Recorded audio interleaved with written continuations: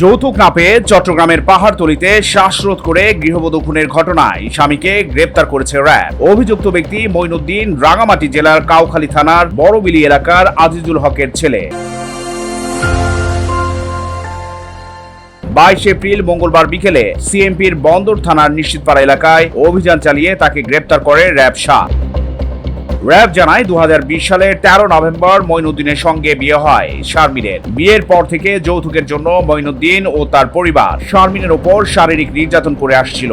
এক পর্যায়ে শারমিন তার পরিবারের কাছ থেকে ধার হিসেবে 60,000 টাকা এনে দেন স্বামীকে। পরে শারমিনের পরিবার তাদের ধার দেওয়া টাকা ফেরতের জন্য চাপ দিলে মঈনুদ্দিন ও তার পরিবার শারমিনকে আবারও শারীরিক নির্যাতন করে। গত বছরের 9 সেপ্টেম্বর রাত 8:30টায় পাওনা টাকা নিয়ে শারমিনের সঙ্গে মঈনুদ্দিন ও তার পরিবারের বাকবিতণ্ডা হয়। এক পর্যায়ে মঈনুদ্দিন ও তার পরিবার শারমিনকে হাত পা বেঁধে মারধর করে বালিশ চাপা দিয়ে শ্বাসরোধে হত্যা করেন। এই ঘটনায় নিহত শারমিনের মা বাদী হয়ে থানায় মামলা দায়ের করেন। এই মামলার আসামি মঈনুদ্দিনকে মঙ্গলবার বন্দর থানার নিশ্চিতপাড়া এলাকায় অভিযান চালিয়ে গ্রেপ্তার করা হয়। চট্টগ্রাম প্রতিদিন নিউজ ডেস্ক।